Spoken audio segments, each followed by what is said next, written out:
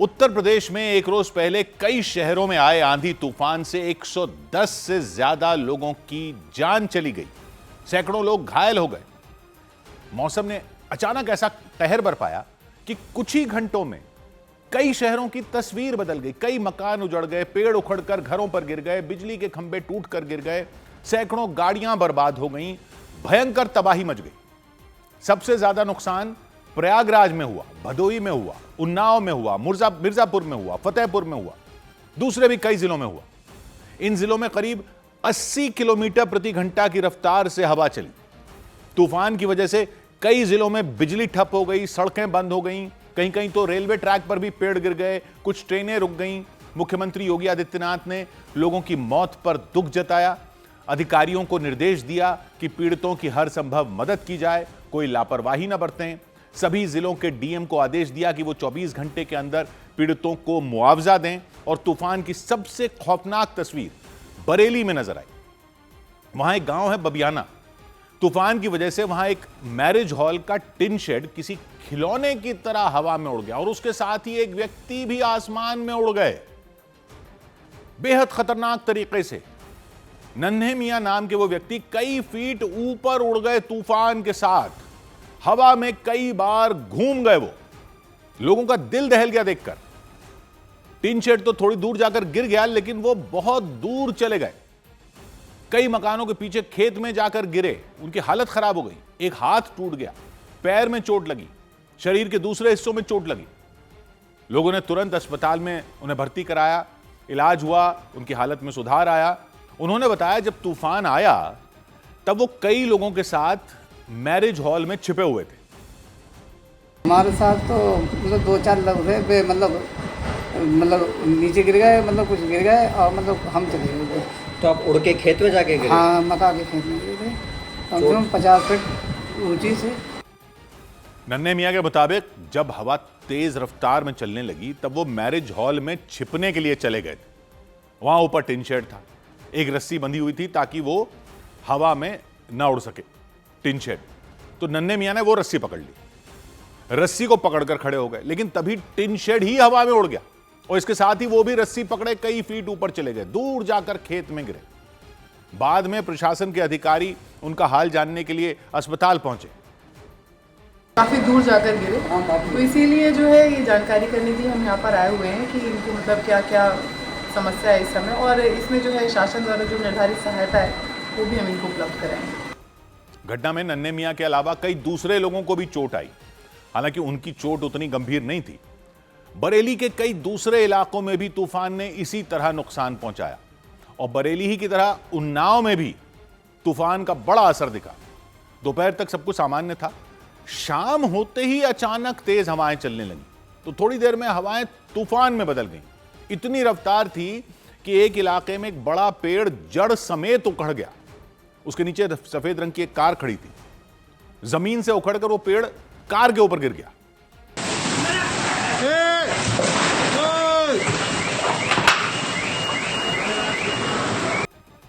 ये सब कुछ एक दुकान के सामने हुआ। पेड़ के किनारे लकड़ी की कुछ बेंच रखी हुई थी, वो भी पेड़ के साथ पलट कर गिर गई। कार को तो भारी नुकसान हुआ, उसका पिछला हिस्सा बुरी तरह टूट गया, शीशे चकनाचूर हो गए। उन्नाव के कई इलाकों में धूल भरी आंधी भी चली, खतरनाक रफ्तार में। लोग अपनी जान बचाने के लिए यहां वहां छिप गए, जानवर बीच सड़क पर ही फंस गए। कुछ घोड़े तूफान से बचने के लिए इधर उधर भागते दिखाई दिए। कुछ ही देर में कई इलाकों का हुलिया ही बदल चुका था। कई मकानों पर पेड़ टूटकर गिर गए, गाड़ियों पर पेड़ गिर गए। उन्नाव में ही कुछ जगहों पर रेलवे ट्रैक ठप हो गए। जगह जगह पेड़ गिरने के कारण ट्रेनों का जहां तहां रोकना पड़ गया। वंदे भारत, शताब्दी एक्सप्रेस ट्रेनें कई घंटों तक फंसी रहीं, यात्री परेशान होते रहे। जो ट्रेनें प्लेटफॉर्म पर रुकी, उन ट्रेनों के यात्रियों को तो उतनी परेशानी नहीं हुई क्योंकि उनके पास खाने पीने के कई विकल्प थे, लेकिन जो ट्रेनें बीच रास्ते में घंटों फंसी रहीं, उनके यात्री भारी मुसीबत में पड़ गए। कुछ जगहों पर बिजली के तारों पर पेड़ गिरने से ट्रेनें रोक दी गईं, मालगाड़ियां भी बीच रास्ते में अटक गईं। मौसम विभाग के मुताबिक उत्तर भारत में भीषण गर्मी पड़ रही थी। इसी बीच बंगाल की खाड़ी से नमी वाली हवाएं उत्तर प्रदेश तक पहुंची। गर्म हवा और नमी के टकराव से तेज तूफानी सिस्टम बना। इसने कई जिलों को अपनी चपेट में ले लिया। सबसे ज्यादा नुकसान बरेली में देखने को मिला, प्रयागराज में देखने को मिला, उन्नाव में देखने को मिला, मिर्जापुर में देखने को मिला, सोनभद्र में देखने को मिला। मौसम के जानकारों के मुताबिक मई और जून के दौरान प्री मॉनसून सीजन में ऐसे तूफान आमतौर पर आते हैं, लेकिन इस बार हवाओं की रफ्तार बहुत ज्यादा थी, बहुत तेज तूफान आया। इसी वजह से इतनी ज्यादा तबाही मच गई। और एक रोज पहले आए इस तूफान ने मिर्जापुर को भी झकझोर कर रख दिया। पेड़ और मकानों के गिरने की वजह से वहां 15 से ज्यादा लोगों की मौत हो गई। मिर्जापुर की सदर तहसील में गंगा नदी के ऊपर पॉन्टून पुल बना हुआ था।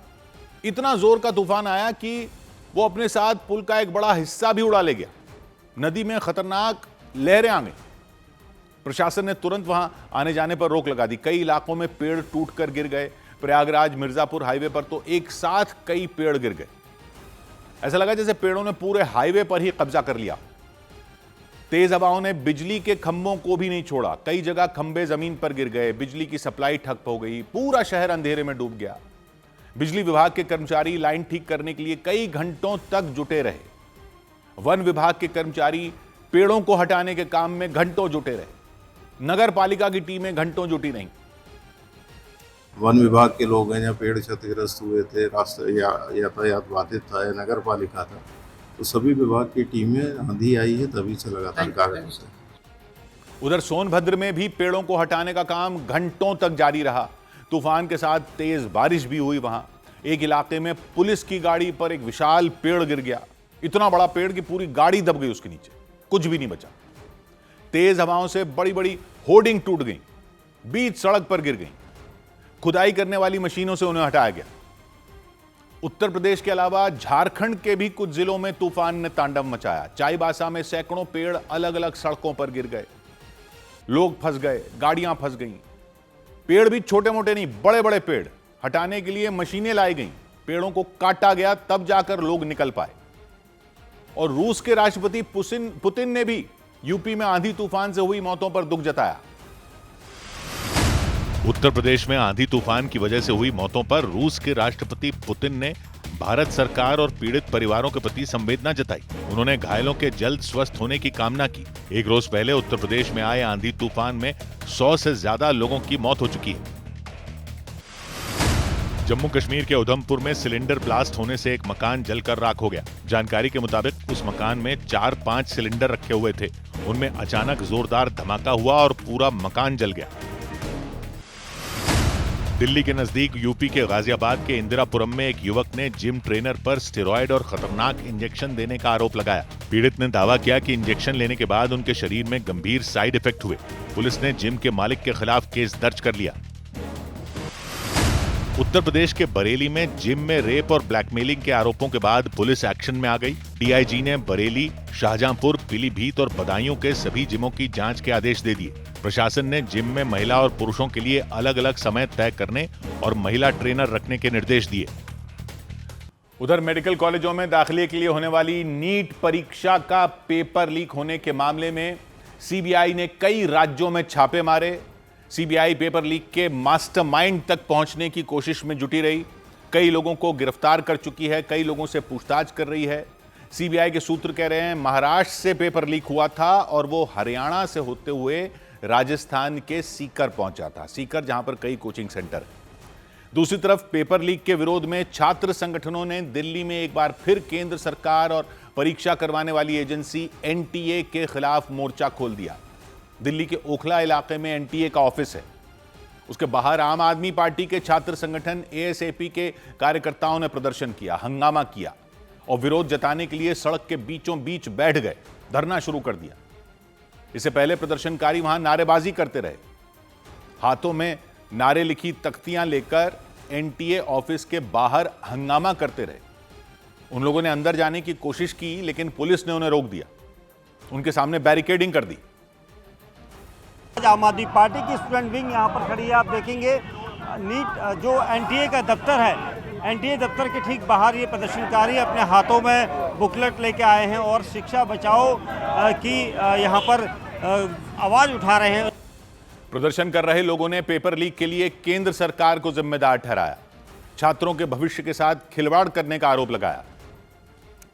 उनकी सरकार में, उनके कार्यकाल में तीसरी से 3 से 4 बार ये पेपर लीक हो चुका है और इस देश में आज शर्म के हालात है कि देश के बच्चों के साथ, भविष्य के साथ खेला जा रहा है। धर्मेंद्र प्रधान को तुरंत बर्खास्त करो। दिल्ली के शास्त्री भवन के बाहर कांग्रेस के छात्र संगठन एनएसयूआई ने प्रदर्शन किया। शास्त्री भवन में ही शिक्षा मंत्रालय का ऑफिस है। उसके बाहर एनएसयूआई के कार्यकर्ताओं ने डॉक्टरों जैसे कपड़े पहनकर झालमुड़ी बेची। नीट पेपर लीक के विरोध में लगातार प्रदर्शन हो रहा है। एनएसयूआई के कार्यकर्ता शास्त्री भवन इलाके में झालमुड़ी बेचकर जो है प्रोटेस्ट कर रहे हैं। आप तस्वीर देखिए, अलग अलग जगह पर प्रोटेस्ट लगातार हो रहा है। एनएसयूआई का कहना है भारत की शिक्षा व्यवस्था फेल हो चुकी है, लगातार पेपर लीक हो रहे हैं, लेकिन इसके बाद भी सरकार कोई ठोस कदम नहीं उठा रही। प्रदर्शनकारियों ने एनटीए को बैन करने की मांग कर दी। 8 सालों में 80 से ऊपर पेपर लीक हुए हैं, जिसका कि पूरा का पूरा दोषी यह सरकार है, नरेंद्र मोदी सरकार है और एनटीए है। सवाल यह है कि जब लगातार एनटीए फेल हो रहा है, 2024 में भी फेल हुआ, उसके बाद धर्मेंद्र प्रधान जी के द्वारा उसको बार बार देना, यह दर्शाता है कि यह संगठित अपराध है। लगातार हो रहे प्रदर्शन को देखते हुए एनटीए और शास्त्री भवन के बाहर सुरक्षा बढ़ा दी गई। पुलिस के मुताबिक अर्धसैनिक बल के जवान भी तैनात कर दिए गए ताकि प्रदर्शनकारियों को संभाला जा सके। और इस सब के बीच पेपर लीक की जांच में जुटी सीबीआई के सूत्रों ने दावा किया कि नकल गैंग का नेटवर्क देश के कई राज्यों में फैला हुआ, इसीलिए सीबीआई की टीम पूरे नेटवर्क का पता लगाने में जुट गई। एक रोज पहले सीबीआई ने मनीषा वाघमारे नाम की महिला को गिरफ्तार किया था। महाराष्ट्र के पुणे से उन्हें पकड़ा गया था। 46 साल की मनीषा बता रहे हैं ब्यूटी पार्लर चलाती है। सीबीआई के सूत्र कह रहे हैं कि मनीषा पेपर लीक मामले में एक कड़ी की तरह काम कर रही थी। वो पेपर लीक के मास्टरमाइंड और छात्रों के बीच मध्यस्थ की भूमिका निभा रही थी, ये कहा जा रहा है। बिचौलिया बनी हुई थी वो। आरोप है वो छात्रों से पैसे लेकर पेपर बेच रही थी। गिरफ्तारी के बाद सीबीआई को मनीषा के 21 बैंक खातों के बारे में पता चला है। उन खातों में बता रहे हैं लाखों रुपए की रकम मिली और संदिग्ध लेन देन होने की जानकारी सामने आई। पैसा कहां से आया, किसने दिया, इसे लेकर सीबीआई की टीम उनसे पूछताछ में जुट गई। हर एक पहलू, हर एक सबूत को सीबीआई के अधिकारी खंगाल रहे हैं। सूत्र कह रहे हैं मनीषा ने नीट परीक्षा के सवालों को बेचकर लाखों रुपए कमाए। मनीषा के पास से एक मोबाइल फोन और लैपटॉप भी मिला। व्हाट्सएप मैसेज और कॉल रिकॉर्ड से कह रहे हैं पता चला कि वो धनंजय लोखंडे नाम के एक व्यक्ति के साथ संपर्क में थी। सीबीआई की टीम धनंजय को 2 दिन पहले ही गिरफ्तार कर चुकी है। वो महाराष्ट्र के अहिल्यानगर जिले के रहने वाले हैं। 26 साल उम्र बताई गई उनकी। सीबीआई के सूत्र कहते हैं धनंजय लोखंडे ने नासिक के रहने वाले शुभम खैरनार से 10 लाख रुपए में नीट का पेपर खरीदा था। ये वही शुभम है जिसे 2 दिन पहले नासिक से गिरफ्तार किया गया था। सीबीआई के सूत्र कह रहे हैं धनंजय लोखंडे और मनीषा वाघमारे मिलकर छात्रों को नीट का पेपर बेचने में जुटे थे। और सीबीआई के सूत्रों के मुताबिक मनीषा वाघमारे और धनंजय लोखंडे के साथ कुछ और लोगों के जुड़े होने के भी सबूत मिले। सूत्र कह रहे हैं दोनों ने मिलकर एक गिरोह बना रखा था और गिरोह में शामिल लोग ऐसे छात्रों की पहचान करते थे जो नीट परीक्षा की तैयारी कर रहे हैं ताकि वो उन्हें नीट का पेपर बेच सकें। और सीबीआई के सूत्र कह रहे हैं नीट के सवालों को बेचकर मनीषा वाघमारे और धनंजय लोखंडे ने लाखों रुपए की कमाई की। नीट पेपर लीक की अब तक की जो थ्योरी सामने आई उसके मुताबिक महाराष्ट्र के पुणे से पेपर लीक हुआ। पुणे की एक प्रिंटिंग प्रेस से पुणे से पेपर लीक होने के बाद वो सबसे पहले नासिक के शुभम खैरनार तक पहुंचा। उसने यश नाम के एक व्यक्ति को पेपर दिया। यश दिल्ली के पास हरियाणा के गुरुग्राम के रहने वाले हैं। यश से वो पेपर दिनेश नाम के एक व्यक्ति ने खरीद लिए। इसके लिए लाखों की रकम चुकाई गई। सीबीआई के सूत्र कह रहे हैं यश से पेपर खरीदने के बाद दिनेश ने राजस्थान के सीकर में 10 छात्रों को उसे बेच दिया। दिनेश का एक बेटा विकास वो सीकर में नीट की तैयारी कर रहा है। सूत्रों के मुताबिक विकास के दोस्तों से मोटी रकम लेकर दिनेश ने नीट का पेपर बेचा और सीकर से गेस्ट पेपर को अलग अलग राज्यों में भेजा गया।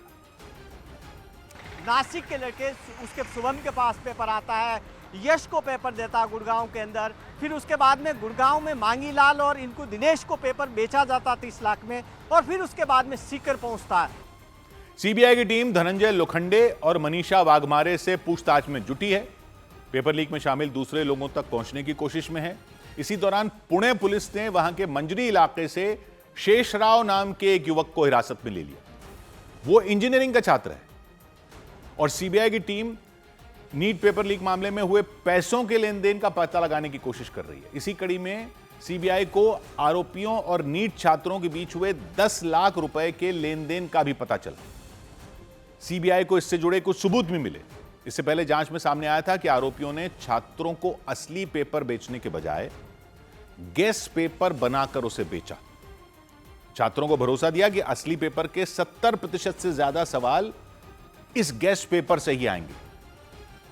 नीट के पेपर में 180 सवाल आते हैं, तो ये कह रहे हैं कि आरोपियों ने छात्रों को भरोसा दिया था कि 180 में 150 सवाल इस गेस पेपर में हैं। और सीबीआई के सूत्र कह रहे हैं नीट की परीक्षा होने से पहले ही आरोपियों ने छात्रों से एडवांस के तौर पर 30-30 हजार रुपए ले लिए थे। बाकी पैसे भाई परीक्षा के बाद देना। तो सीबीआई को आरोपियों और नीट छात्रों के बीच हुए ऑनलाइन पेमेंट के कुछ सबूत मिले हैं, कह रहे हैं।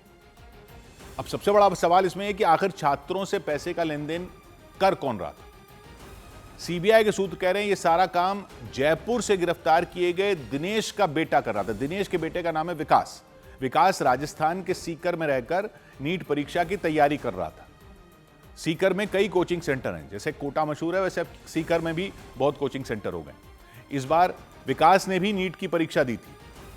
सीबीआई जांच के मुताबिक दिनेश ने 30 लाख रुपए में पेपर खरीदा था और अपने बेटे विकास को दिया। विकास खुद नीट की परीक्षा देने वाला था। उसके कई दोस्त भी थे जो नीट की परीक्षा देने वाले थे, क्योंकि सीकर में बहुत सारे कोचिंग सेंटर हैं। तो सूत्र कह रहे हैं कि विकास ने अपने कई दोस्तों को यह गेस पेपर बेचा, बाकायदा इसके लिए एक व्हाट्सएप ग्रुप बनाया, नीट की परीक्षा देने वाले कई छात्रों को जोड़ा और 30-30 हजार रुपए एडवांस लेकर उनको गेस पेपर बेच दिया। इसके बाद सीबीआई ने दिनेश के साथ साथ उनके बेटे के बैंक ट्रांजैक्शन की जांच भी शुरू की। उनकी व्हाट्सएप चैट भी खंगालनी शुरू की, क्योंकि सीबीआई के सूत्र कह रहे हैं दिनेश लंबे वक्त से ये प्रतियोगी परीक्षाओं के पेपर लीक करने वाले एक गिरोह के संपर्क में था। पेपर लीक करवाने का ये पूरा नेटवर्क चल रहा था। दिनेश उसी नेटवर्क में था। इसीलिए सीबीआई ने पिछले साल हुई नीट परीक्षा का रिजल्ट भी खंगालना शुरू किया। इस जांच के दौरान सीबीआई को दिनेश की पिछले साल की एक सोशल मीडिया पोस्ट मिली। उसमें दिनेश ने अपने परिवार के 5 बच्चों को नीट परीक्षा पास करने और सरकारी मेडिकल कॉलेज में एडमिशन होने की बधाई दी थी। 5 बच्चों को वो इसे अपने परिवार के लिए गर्व की बात बता रहे थे। सोशल मीडिया पोस्ट की थी। उस वक्त पूरे इलाके में दिनेश के परिवार की वाहवाही हो रही थी। पूरा गांव उनके परिवार की चर्चा कर रहा था। लोग दिनेश के परिवार के 5 बच्चों की मेहनत की तारीफ कर रहे थे, उनका गुणगान कर रहे थे। लेकिन अब वही सोशल मीडिया पोस्ट सीबीआई के लिए एक बड़ा सुराग बन गई है।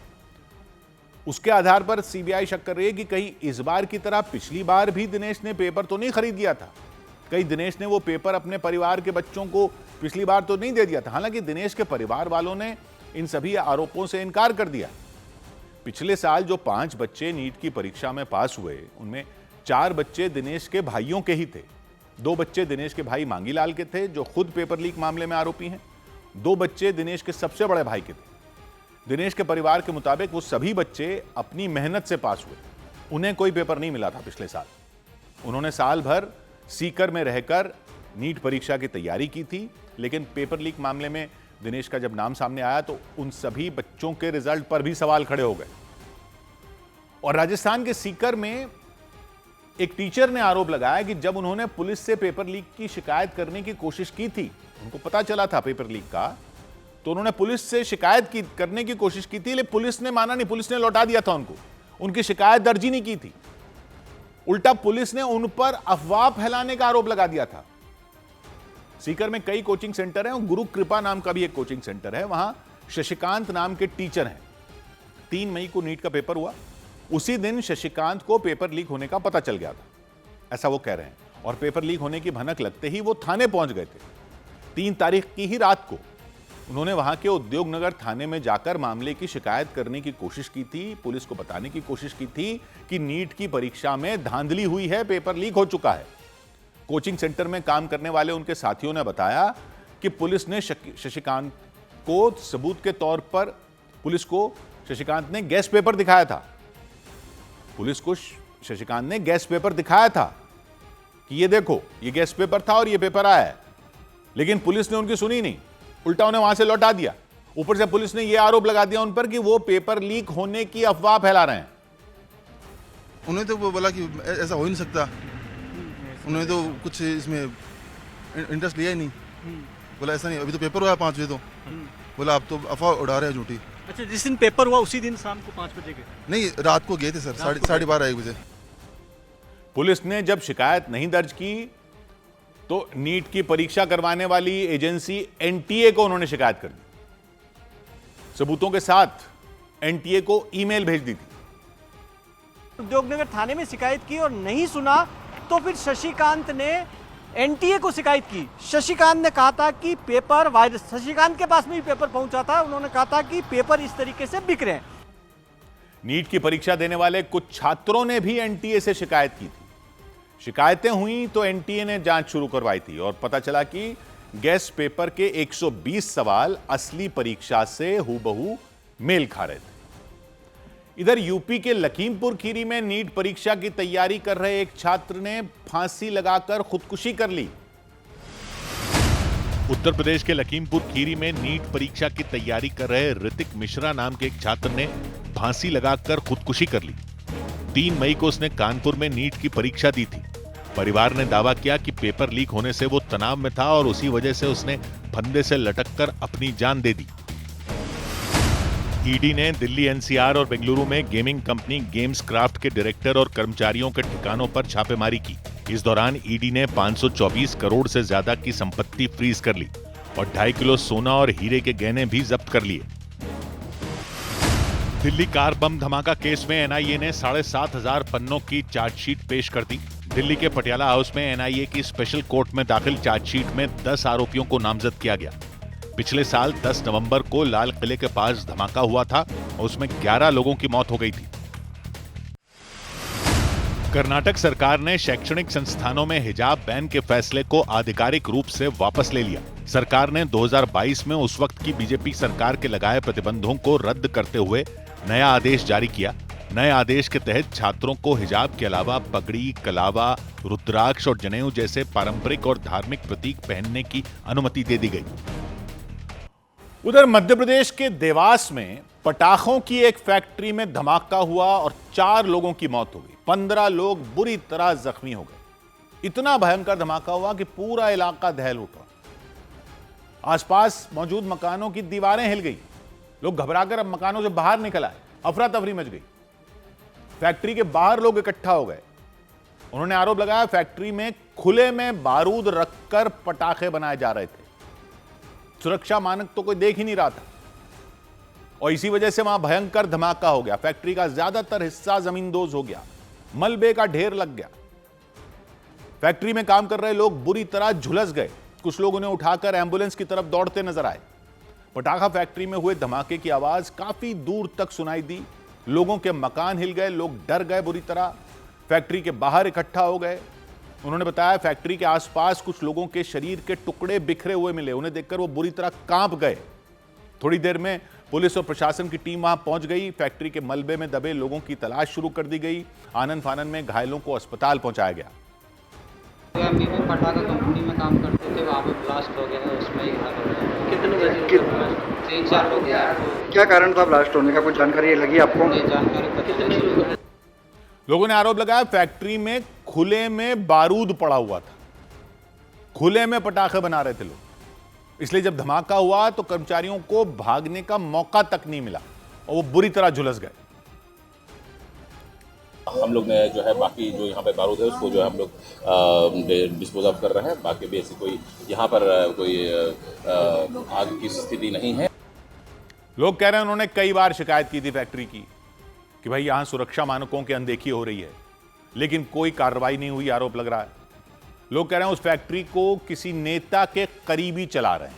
आरोप लगा रहे हैं लोग, इसलिए इसके खिलाफ कभी कोई कार्रवाई नहीं हुई। इसके बाद प्रशासन ने जांच के आदेश दे दिए। धमाके के पीछे की वजह का पता लगाने में प्रशासन के लोग जुट गए। उधर बिहार के मुजफ्फरपुर में एक मूक बधिर बच्चों के स्कूल में बच्चों की पिटाई का वीडियो मिलने पर एसडीएम ने जांच के आदेश दे दिए। जानकारी मिली उस स्कूल को एक निजी एनजीओ चलाता है।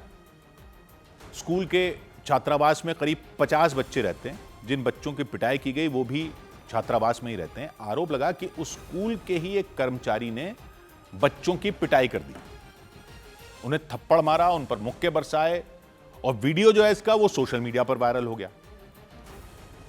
वीडियो वायरल हो गया, बच्चों के परिजनों का गुस्सा फूट पड़ा। आसपास के लोगों ने भी नाराजगी जताई, स्कूल प्रबंधन पर सवाल उठाए, क्योंकि उस वीडियो में स्कूल के एक कर्मचारी एक बच्चे को बेरहमी से पीटते नजर आए। पलंग पर बैठा था, उस व्यक्ति ने गुस्से में आकर उसे एक थप्पड़ जड़ दिया।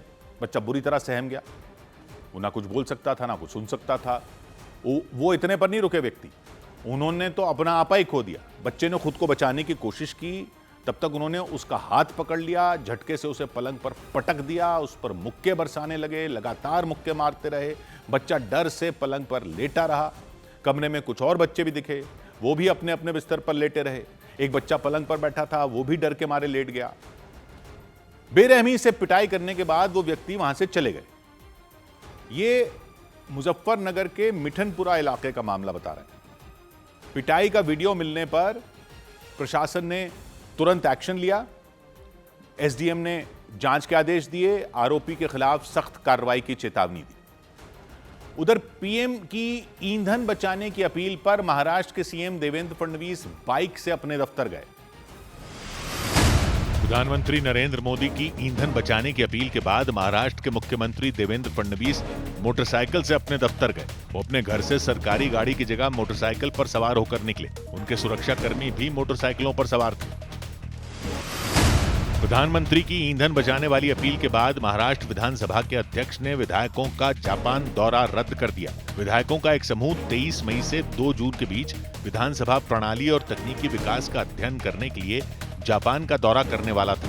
खर्च बचाने के लिए दौरा रद्द कर दिया गया। विद्युत मंत्रालय कर्मचारियों के लिए 18 मई से नई वर्क फ्रॉम होम व्यवस्था लागू करने की तैयारी में जुट गया।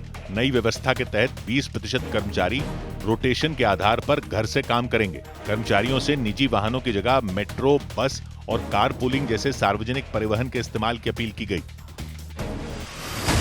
उत्तर प्रदेश के मुख्यमंत्री ने मंत्रियों और अधिकारियों से ईंधन बचाने के लिए हफ्ते में एक दिन सार्वजनिक परिवहन का इस्तेमाल करने की अपील की। उन्होंने सलाह दी कि मंत्री और अधिकारी कार पूलिंग करें और जरूरत हो तो वीडियो कॉन्फ्रेंसिंग के जरिए बैठकें करें। सीएम ने अगले तक विदेश यात्रा न करने की भी सलाह दी। उधर मध्य प्रदेश के भिंड में प्रधानमंत्री नरेंद्र मोदी की ईंधन बचाने की अपील की अनदेखी बीजेपी के एक नेता को भारी पड़ गई। बीजेपी किसान मोर्चा के जिला अध्यक्ष सज्जन सिंह यादव को पार्टी ने उनके पद से हटा दिया। 24 घंटे के अंदर ही किसान मोर्चा का अध्यक्ष बनाए जाने पर उनके स्वागत में एक रैली निकाली गई थी। कई गाड़ियों का काफिला शामिल हुआ और पार्टी ने इसे अनुशासनहीनता माना। सज्जन सिंह यादव को पद से हटा दिया।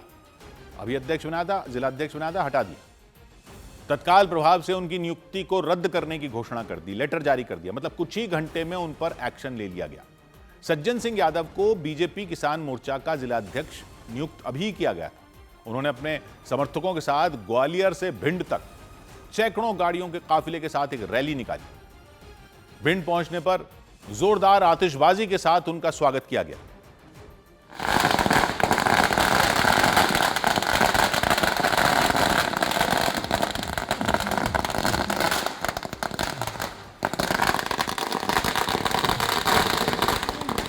समर्थकों ने सज्जन सिंह यादव को फूल मालाएं पहनाई, तस्वीरें खिंचवाई उनके साथ, उनके समर्थन में नारे लगाए। भारतीय जनता पार्टी जिंदाबाद, भारतीय जनता पार्टी जिंदाबाद, सज्जन भैया जिंदाबाद, सज्जन भैया। ये शक्ति प्रदर्शन हुआ और तस्वीरों पर लोगों ने सवाल उठाने शुरू कर दिए। सज्जन सिंह यादव पर पीएम की पेट्रोल डीजल बचाने की अपील की अनदेखी करने का आरोप लग गया। इतनी गाड़ियां थी। बात पार्टी पदाधिकारियों तक पहुंची और कुछ ही घंटे में उनकी नियुक्ति रद्द कर दी गई। पीएम की अपील का समर्थन करते हुए मध्य प्रदेश के मुख्यमंत्री मोहन यादव ने खुद अपने काफिले में शामिल गाड़ियों की संख्या घटा दी। पीएम ने भी अपने काफिले से गाड़ियां हटा दी थी और 2 गाड़ियों का इस्तेमाल करना शुरू कर दिया था, दिख रहा था। उधर महाराष्ट्र के बीड में आवारा कुत्तों ने 4 साल के एक बच्चे पर हमला बोल दिया। अपने घर के बाहर बच्चा खेल रहा था, सड़क पर कुछ आवारा कुत्ते घूम रहे थे। जैसे ही उनकी नजर घर के बाहर खेल रहे उस बच्चे पर पड़ी, वो उसकी तरफ दौड़ पड़े। एक साथ कई कुत्तों को अपनी तरफ आता देख बच्चा डर गया, उनसे बचने के लिए घर के अंदर जाने लगा। थोड़ी देर में वो बच्चे के पास पहुंच गए, उसे घेर लिया, उस पर हमला कर दिया। बच्चे को नीचे गिराकर उसे नोचने लगे। किसी ने अपने जबड़े में बच्चे का हाथ दबा लिया, किसी ने अपने जबड़े में बच्चे का पैर दबा लिया। बच्चे को सीढ़ियों से घसीटते नजर आए, घसीटते हुए बीच सड़क पर ले गए। हमले में बच्चा बुरी तरह घायल हो गया, दर्द की वजह से चिल्लाने लगा। आवाज सुनकर कुछ लोग बच्चे की तरफ दौड़े, कुत्तों को वहां से भगाया, बच्चे की जान बचाई। बच्चे के परिवार वाले भी बाहर आए, पास के एक अस्पताल में उसे भर्ती कराया गया। इलाज के बाद उसकी हालत खतरे से हालांकि बाहर बताई गई और घटना के बाद लोगों ने प्रशासन से आवारा कुत्तों के खिलाफ कार्रवाई करने की मांग की, उनको पकड़ने की मांग की। इधर यूपी के झांसी में करीब 100 करोड़ के सट्टा कांड के आरोपी को जेल से निकलते ही एक दूसरे मामले में पुलिस ने फिर दबोच लिया। उत्तर प्रदेश के झांसी में 100 करोड़ रुपए के सट्टा कांड के आरोपी जेल से बाहर आते ही गिरफ्तार हो गए। जानकारी के मुताबिक एक दूसरे मामले को लेकर पुलिस पहले से ही जेल के बाहर तैनात थी। जैसे ही आरोपी आशीष उपाध्याय बाहर आए, उन्हें दोबारा हिरासत में ले लिया गया। दिल्ली पुलिस ने कारोबारी संजय कपूर की मौत के बाद कपूर परिवार से जुड़ी एक आपत्तिजनक पोस्ट को लेकर सोशल मीडिया इन्फ्लुएंसर डॉक्टर नीलम सिंह को गिरफ्तार कर लिया। पुलिस ने बताया कि नीलम सिंह ने द स्किन डॉक्टर नाम के पेज से कपूर परिवार पर आपत्तिजनक पोस्ट की थी। वसंत कुंज थाने में केस दर्ज करवाया गया था। अखिलेश यादव के छोटे भाई प्रतीक यादव की अचानक हुई मौत का मामला NHRC यानी राष्ट्रीय मानवाधिकार आयोग पहुंच गया। मानवाधिकार संगठन डीके फाउंडेशन ने प्रतीक यादव की मौत को संदिग्ध बताते हुए NHRC में शिकायत की। संगठन की तरफ से उनकी मौत की जांच के लिए SIT बनाने की अपील की गई।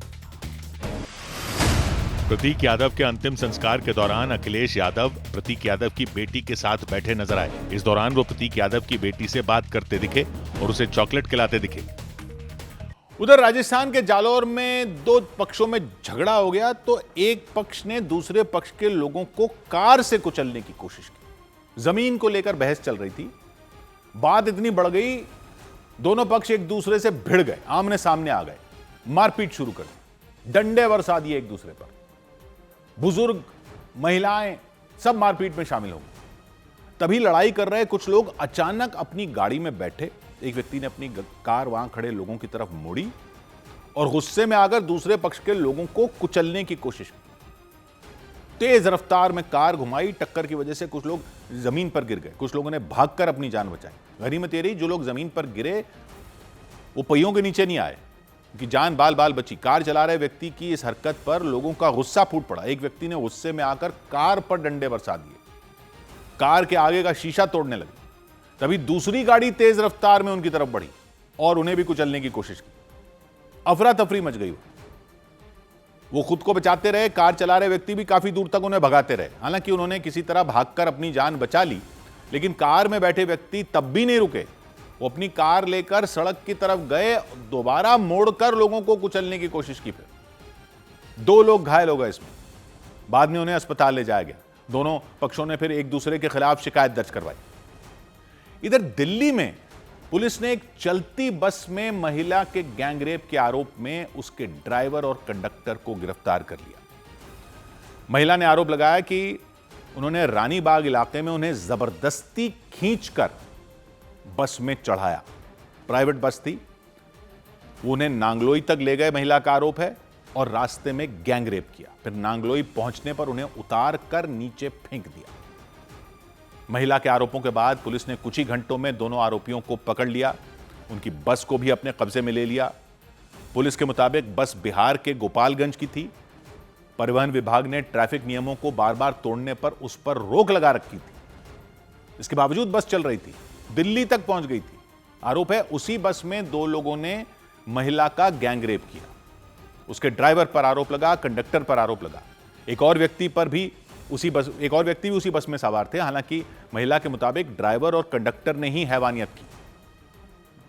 इन आरोपों के बाद पुलिस ने तुरंत ही एक्शन लिया और दिल्ली पुलिस ने कुछ ही घंटों बाद आरोपी बस चालक और कंडक्टर को गिरफ्तार कर लिया। महिला के मुताबिक एक आरोपी बस के बाहर खड़ा था।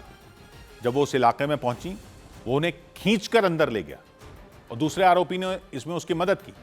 बाद में जब आरोपियों ने उन्हें नांगलोई में उतारा तब उन्होंने पुलिस को जानकारी दी। पुलिस कह रही है दोनों आरोपी उत्तर प्रदेश के रहने वाले हैं, जबकि बस बिहार के गोपालगंज की थी, टूरिस्ट परमिट पर चल रही थी। हालांकि कई बार उस पर जुर्माना लगाया जा चुका था, ट्रैफिक नियमों को तोड़ने का जुर्माना लग चुका था, लाखों रुपए का जुर्माना बकाया था उस पर। उधर विधानसभा चुनाव के नतीजों के 10 दिन बाद कांग्रेस ने केरलम के नए मुख्यमंत्री के नाम का नाम तय कर लिया। कांग्रेस नेता वीडी सतीशन केरलम के नए मुख्यमंत्री होंगे। विधानसभा चुनावों के नतीजे आने के करीब 10 दिन के बाद दिल्ली में एक प्रेस कॉन्फ्रेंस कर पार्टी ने उनके नाम की घोषणा की। पश्चिम बंगाल के सभी स्कूलों में सुबह की प्रार्थना के वक्त राष्ट्रगीत वंदे मातरम का गाना अनिवार्य कर दिया गया। राज्य के स्कूल शिक्षा विभाग ने इसे लेकर सभी स्कूलों को आदेश जारी कर दिया। कोलकाता के तिलजला इलाके में आग लगने की घटना के बाद प्रशासन ने अवैध इमारतों के खिलाफ अभियान शुरू कर दिया। मुख्यमंत्री शुवेंदु अधिकारी के निर्देश के बाद जिन इमारतों को खतरनाक माना गया उन्हें भी तोड़ने की कार्रवाई शुरू कर दी गई। विरोध कर रहे कुछ लोगों को पुलिस ने हिरासत में ले लिया। दिल्ली में सुबह से हाइड्रोजन से चलने वाली शटल बस सेवा शुरू की जाएगी। ये बस सेवा केंद्रीय सचिवालय और सेवा तीर्थ मेट्रो स्टेशन के बीच शुरू होगी। 35 सीटों वाली दोनों हाइड्रोजन बसों में जीपीएस और सीसीटीवी जैसी सुविधाएं होंगी। उधर पाकिस्तान में इस वक्त सबसे ज्यादा चर्चा जिसकी हो रही है वो न तो शहबाज शरीफ है न ही आसिम मुनीर, वो है पिंकी। 31 साल की पिंकी, कह रहे हैं असली नाम है अनमोल। कोकेन क्वीन से के नाम से उन्हें जाना जाता है। वहां का मीडिया उसे कराची की लेडी डॉन नाम से संबोधित करता है। 12 मई को कराची की पुलिस ने पिंकी को गिरफ्तार किया, लेकिन उसकी गिरफ्तारी की खबर चर्चा का केंद्र नहीं बनी, बल्कि पिंकी के रसूख और रुतबे की खबर पूरे पाकिस्तान में छा गई। वहां के न्यूज चैनलों में डिबेटें शुरू हो गई, चौक चौराहों पर बातें होने लगी, क्योंकि अनमोल और पिंकी को पकड़ने के बाद उसे बिना हथकड़ी कोर्ट में पेश किया गया। मामले ने तूल पकड़ लिया। सवाल उठने शुरू हो गए कि ऐसे कैसे किसी मुलजिम को वीवीआईपी ट्रीटमेंट दी जा सकती है। तो पिंकी को कोर्ट पहुंचाने वाले 3 पुलिस वालों को सस्पेंड कर दिया गया। पिंकी पर 17 साल से पाकिस्तान में नशे का बड़ा कारोबार चलाने का आरोप है। पाकिस्तान का मीडिया कह रहा है वहां होने वाली बड़ी बड़ी पार्टियों और बड़े कॉलेजों में नशे का सामान पिंकी सप्लाई करती थी। दावा तो यह भी किया गया कि पाकिस्तान में उसके 800 से ज्यादा हाई प्रोफाइल ग्राहक हैं।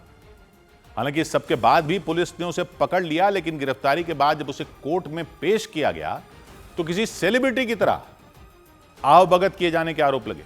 पेशी के दौरान पुलिस वालों ने पिंकी के हाथों में हथकड़ी तक नहीं लगाई। कोर्ट परिसर में वो कुछ ऐसे चलती दिखी जैसे रैंप वॉक हो रही है, मॉडल की तरह। आंखों पर महंगा काला चश्मा, टी शर्ट, लोअर, हाथ में पानी की बोतल, सब कुछ ऐसे जैसे वो कोर्ट परिसर में नहीं बल्कि कहीं घूमने वाली जगह पर हो।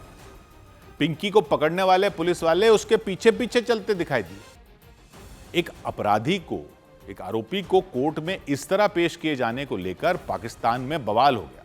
वहां के मीडिया में इसे लेकर चर्चा शुरू हो गई। गिरफ्तार मुलजिम अनमोल पिंकी को खासे प्रोटोकॉल के अंदर लाया गया और उनके ना हथकड़ी लगी हुई थी, ना ही उनके हवाले से कोई पुलिस जो है सिक्योरिटी का उन्होंने मुजाहरा किया, या जो एसओपीज जिसको हम कहते हैं उनका ख्याल रखा। लेडी डॉन कहते हैं इनको। कराची कोर्ट में थोड़ी देर इंतजार करने के बाद लेडी डॉन पिंकी को जज के सामने पेश किया गया, लेकिन सुनवाई के बाद जज ने पिंकी को पुलिस रिमांड पर भेजने से इनकार कर दिया। 14 दिन की न्यायिक हिरासत में भेजा। इसे लेकर वहां चर्चा शुरू हो गई कि कोर्ट के जज भी और अनमोल और पिंकी के खौफ में आ गए। जब मामले ने तूल पकड़ा तो पिंकी को कोर्ट में पेश करने वाले पुलिस वालों पर गाज गिरी। लापरवाही बरतने के आरोप लगे, नियमों का पालन नहीं करने के आरोप लगे और 3 पुलिस वालों को सस्पेंड कर दिया गया। लेकिन पिंकी की गिरफ्तारी के बाद पाकिस्तान पुलिस को उसके नेटवर्क के बारे में बता रहे हैं कई अहम जानकारियां मिली। पाकिस्तान के मीडिया कह रहा है कि जांच टीम को पता चला कि पिंकी ने 17 साल में कराची समेत पाकिस्तान के कई शहरों तक अपने नशे के कारोबार को फैला लिया था। कुछ केमिकल को मिलाकर वो अपने नाम से एक कोकेन का ब्रांड तैयार कर लिया था उसने, अलग अपना ही मिक्सचर। उसका नाम रखा था क्वीन मैडम पिंकी। पुलिस की जांच में जानकारी सामने आई कि पाकिस्तान में उसके cocaine brand queen madam Pinky के बड़े बड़े ग्राहक थे उस मिक्सचर के, रसूखदार और पैसे वाले लोग। पाकिस्तान का मीडिया कह रहा है ऐसे लोगों की संख्या 800 से ज्यादा है। पिंकी के प्रभावशाली ग्राहकों का असर यह रहा कि पाकिस्तान में वो 17 साल से अपने कारोबार चलाती रही, कोई उसका कुछ बिगाड़ नहीं सका। कभी कोई पकड़ा भी गया तो अपने रसूख और रिश्वत का इस्तेमाल करके वो छूट गई। इसको जिस इदारे ने पकड़ा उसने अपने हिसाब से इसको रिश्वत लेकर छोड़ा। कभी इसको स्पेशल जो स्पेशलाइज इदारे, कभी सीटीडी ने पकड़ा, कभी आम पुलिस ने पकड़ा, किसी ने 30 लाख, किसी ने 50 लाख, किसी ने इसको 3 महीना अपने पास रखकर बगैर गिरफ्तारी जाहिर किए हुए 3 महीने से कोकीन बनवाकर वो अपने पास रख के वो फरोख्त कर ली, उसके बदले इसको रिहा कर दिया। तो इस बार भी जब पिंकी को गिरफ्तार किया गया तो इस बात की चर्चा शुरू हो गई कि वो जल्दी छूट जाएगी। पिंकी की गिरफ्तारी के दौरान के वीडियो को लेकर सवाल उठाए गए। लोगों ने इसे फ्रेंडली अरेस्ट बताया, दोस्ताना गिरफ्तारी, क्योंकि जिस वक्त पुलिस की टीम उसे गिरफ्तार करने पहुंची थी वो घर पर ही थी। बड़े ही आराम से उसके घर का दरवाजा खटखटाया गया। पिंकी ने दरवाजा खोला, पुलिस घर के अंदर गई। थोड़ी देर बाद वो पुलिस वालों के साथ चल दी आराम से। देखकर ऐसा लगा जैसे सब कुछ पहले से तय था। वहां के कुछ लोगों ने पूर्व प्रधानमंत्री इमरान खान की गिरफ्तारी और पिंकी की गिरफ्तारी के वीडियो की तुलना शुरू कर दी कि इमरान खान को तो पुलिस वाले धक्के मारकर कोर्ट ले जा रहे थे, पिंकी को हथकड़ी तक नहीं लगाई। कुछ मीडिया वाले कह रहे हैं कि पाकिस्तान में सत्ता किसी की भी रही हो, पिंकी के नशे के कारोबार पर आंच नहीं आई 17 साल में। अनमोल उर्फ पिंकी 1995 में कराची के बलोचपाड़ा इलाके में पैदा हुई थी, ये बताया जा रहा है। बचपन वहीं बीता। बाद में वो मॉडलिंग की दुनिया में जाना चाहती थी, एक बड़ी मॉडल बनने के सपने देखती थी। इसके लिए उसने 14 साल की उम्र में अपना घर छोड़ दिया था, लेकिन उसका यह सपना पूरा नहीं हो सका। उसे ड्रग्स की लत लग गई, कह रहे। बाद में उसने खुद नशीले पदार्थों की तस्करी शुरू कर दी और धीरे धीरे एक बड़ा नेटवर्क तैयार कर लिया। कुछ मीडिया में कहा जा रहा है कि कुछ साल पहले पिंकी ने कराची के ही एक पुलिस अधिकारी से शादी कर ली थी, लेकिन पाकिस्तान के मीडिया के मुताबिक उसने ये शादी भी सिर्फ खुद को और अपने नशे के कारोबार को बचाने के लिए की थी। उसके खिलाफ जांच कर रही पुलिस टीम को जानकारी मिली कि पिंकी ऑनलाइन और सोशल मीडिया के जरिए कुछ कोड वर्ड के जरिए ऑर्डर लेती थी। फिर ऑर्डर मिलता था तो उसके नेटवर्क के लोग एक्टिव हो जाते थे। ड्रग सप्लाई के लिए वो लड़कियों का इस्तेमाल करती थी ताकि पुलिस को शक ना हो। कुछ रिपोर्ट कह रही है उसका ड्रग्स नेटवर्क कराची के साथ लाहौर तक था, इस्लामाबाद तक फैला था। सबसे चौंकाने वाली जानकारी यह मिली कि गिरफ्तारी से बचने और पहचान छिपाने के लिए उसने अपनी उंगलियों के निशान एसिड से मिटा दिए थे। अपनी उंगलियों के निशान मिटा दिए थे तेजाब लगाकर। कराची से पकड़े जाने के बाद पुलिस को जांच के दौरान पिंकी का एक ऑडियो मैसेज मिला जिसमें अपनी जान को वो खतरा बताते हुए अपने नेटवर्क से जुड़े लोगों को मैसेज दे रही थी। ये मैसेज बनाने का मतलब यह है कि अगर खुदा न खास्ता मेरे साथ कुछ हो जाता है तो, और ये मैसेज आप लोगों को मिलता है, तो इसका मतलब ये होगा कि नेक्स्ट आगे से जो काम संभालेगा वो मेरे ही नंबर से, आपसे यही नंबर मेरा ही होगा और कोई जेंट्स होंगे। नशा कारोबारी पिंकी की गिरफ्तारी के बाद उसके ड्रग्स नेटवर्क को लेकर पाकिस्तान के पंजाब प्रांत की मुख्यमंत्री मरियम नवाज सख्त नजर आईं। उन्होंने पुलिस अधिकारियों से इसे लेकर रिपोर्ट मांगी। इधर केंद्र सरकार ने सितंबर तक चीनी के निर्यात पर तत्काल प्रभाव से रोक लगा दी। केंद्र सरकार ने चीनी के निर्यात पर प्रतिबंध लगा दिया। फैसला तत्काल प्रभाव से लागू हो गया। इसके तहत 30 सितंबर या अगले आदेश तक चीनी के निर्यात पर पाबंदी रहेगी। केंद्र सरकार के मुताबिक ये रोक देश में चीनी की उपलब्धता बनाए रखने और कीमतों को काबू में रखने के लिए लगाई गई। अप्रैल महीने में थोक महंगाई दर पिछले महीने की तुलना में दुगने से ज्यादा बढ़कर 8.30% हो गई। ये पिछले 42 महीने का उच्चतम स्तर है। मार्च में ये 3.88% थी। रोजमर्रा की चीजों के दाम बढ़ने और तेल की कीमतों में भारी उछाल के कारण महंगाई दर में इजाफा हुआ। भारतीय रुपया अमेरिकी डॉलर के मुकाबले गिरकर रिकॉर्ड निचले स्तर पर पहुंच गया। एक अमेरिकी डॉलर भारतीय रुपयों में 95 रुपए 93 पैसे का हो गया। विदेशी निवेशकों की शेयर बाजार में लगातार बिकवाली और डॉलर की मजबूती के कारण रुपए पर दबाव जारी रहा। वैल्यू बाइंग के दम पर शुरुआती उठापटक से उबरते हुए सेंसेक्स और निफ्टी दोनों 1% से ज्यादा उछल गए। इंट्राडे में सेंसेक्स 1000 अंकों से भी ज्यादा चढ़ गया। इस दौरान निवेशकों की संपत्ति करीब 5 लाख करोड़ रुपए बढ़ गई। ब्रॉडर लेवल पर मिड कैप इंडेक्स में अच्छी खरीदारी रही, हालांकि स्मॉल कैप इंडेक्स में बिकवाली का हल्का दबाव दिखा। उधर चीन की राजधानी बीजिंग में अमेरिकी राष्ट्रपति डोनाल्ड ट्रंप के साथ बैठक के दौरान ही चीन ने ताइवान के मुद्दे पर सख्त तेवर दिखा दी। चीन के राष्ट्रपति शी जिनपिंग ने साफ चेतावनी दे दी कि अगर ताइवान मुद्दे को गलत तरीके से संभाला गया तो अमेरिका और चीन के बीच टकराव हो सकता है। शी जिनपिंग जब ये चेतावनी दे रहे थे, ट्रंप उनके सामने थे, उसी हॉल में बैठे थे। थोड़ी देर के लिए माहौल तनावपूर्ण हो गया। चीन और अमेरिका के बीच लंबे वक्त से तनाव का अहम मुद्दा ताइवान ही रहा है।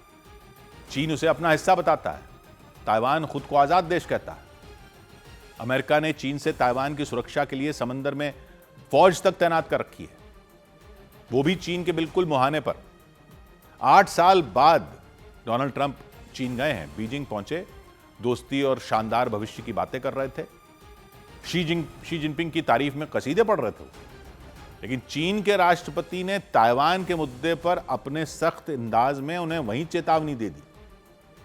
चीन के सरकारी मीडिया ने बताया कि बैठक के दौरान शी जिनपिंग ने ट्रंप से कहा कि ताइवान के मुद्दे पर अमेरिका कोई ऐसा कदम ना उठाए जिससे तनाव बढ़े।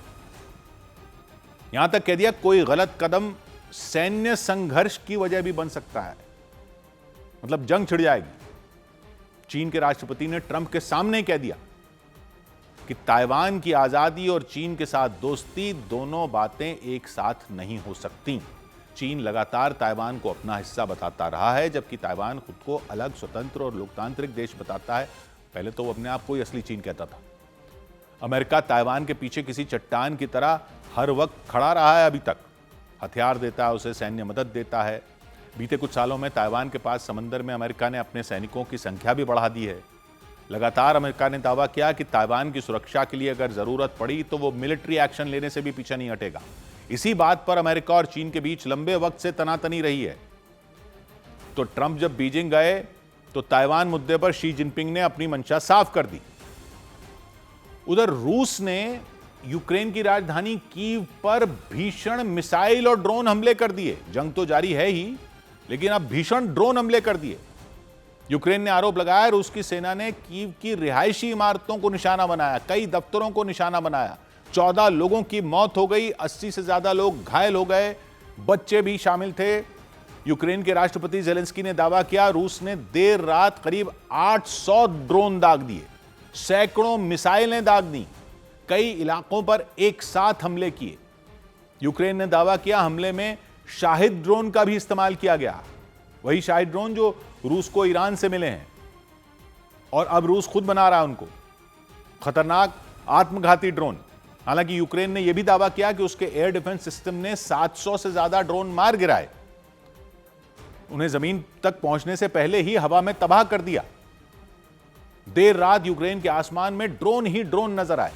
यूक्रेन ने दावा किया राजधानी कीव को निशाना बनाते हुए एक साथ कई ड्रोन दागे गए, मिसाइलें दागी गईं, आसमान में ड्रोन का झुंड नजर आया। हालांकि उनमें ज्यादातर ड्रोन को इंटरसेप्ट कर लिया गया, यूक्रेन कह रहा है, हवा में ही तबाह कर दिया गया। उनके फटते ही काले आसमान में नारंगी रोशनी फैल गई, ऐसा लगा मानो आसमान में पटाखे पटाखे फूट रहे हों। काफी देर तक हवाई हमले होते रहे।